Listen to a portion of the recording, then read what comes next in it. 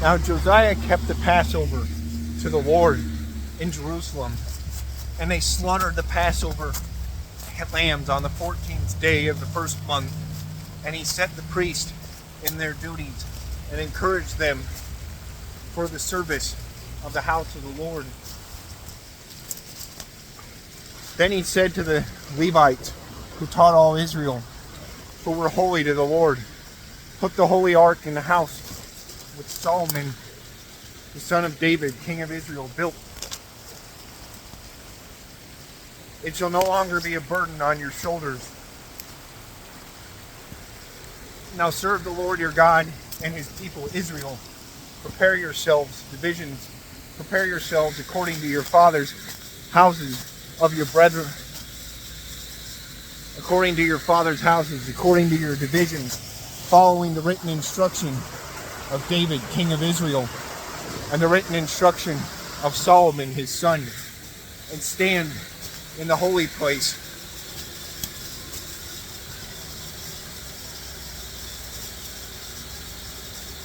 And stand in the holy place according to the division of the fathers' houses of your brethren, the lay people, and according to the division of the fathers' house of the Levites.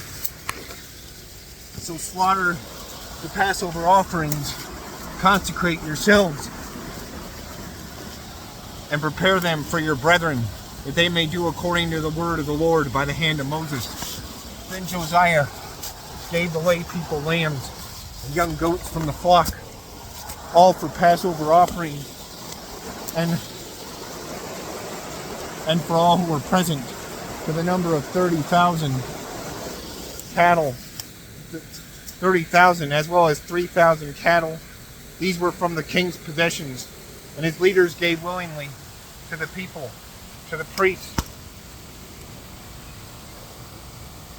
and to the Levites. Hilkiah, Zechariah, and Jehiel, rulers of the house of God, gave to the priests for the Passover offerings 2,600 from the flock and 3,000 cattle.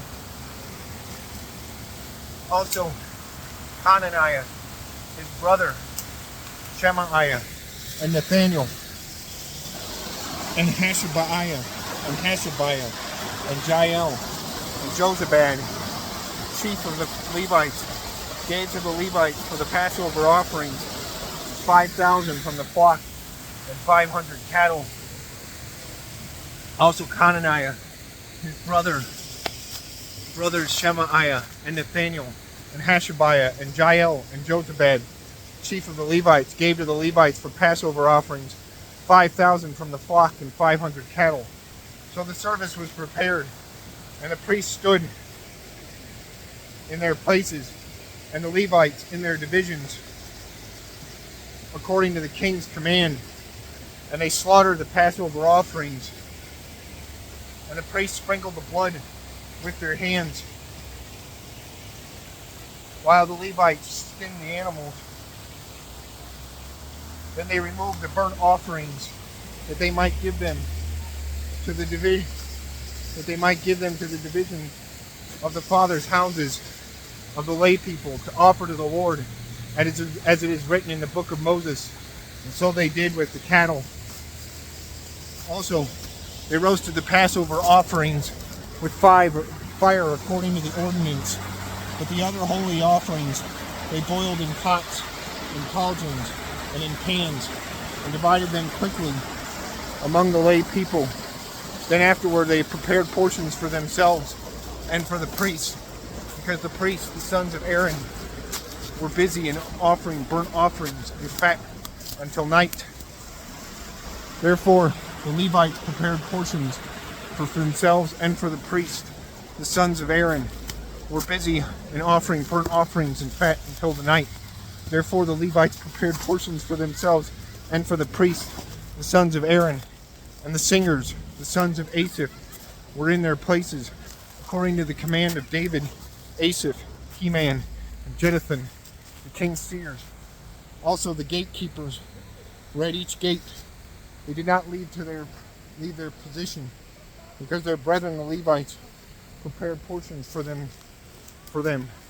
So all the service of the Lord was prepared the same day to keep the Passover and to offer burnt offerings on the altar of the Lord, according to the command of King Josiah. And the children of Israel who were present kept the Passover at that time and the Feast of Unleavened Bread for 7 days. There had been no Passover kept in Israel like that since the days of Samuel the prophet, and none of the kings of Israel had kept such a Passover as Josiah kept, with the priests and the Levites, all Judah and Israel who were present, and the inhabitants of Jerusalem. In the 18th year of the reign of Josiah, this Passover was kept. After all this, when Josiah had prepared the temple, Necho, king of Egypt, came up to fight against Carchemish by the Euphrates, and Josiah went out against him. But he sent messengers to him, saying, "What have I to do with you, king of Judah? I have not come against you this day, but against the house with which I have war. For God commanded me to make haste. Refrain from meddling with God, who is with me, lest he destroy you." Nevertheless, Josiah would not turn his face from him, but disguised himself, so that he might fight with him, and did not heed the words of Necho from the mouth of God. So he came to the fight in the valley of Megiddo. And the archers shot King Josiah, and the king said to his servants, "Take me away, for I am severely wounded." His servants therefore took him out of the chariot, and put him in the second chariot that he had. And they brought him to Jerusalem. So he died, and was buried in one of the tombs of his fathers. And all Judah and Jerusalem mourned for Josiah. Jeremiah also lamented for Josiah. And to this day, all the singing men and the singing women speak of Josiah in their lamentations. They made it a custom in Israel, and indeed they are written in the laments. Now the rest of the acts of Josiah and his goodness, according to what was written in the law of the Lord, and his deeds from first to last, indeed they are written in the book of the kings of Israel and Judah.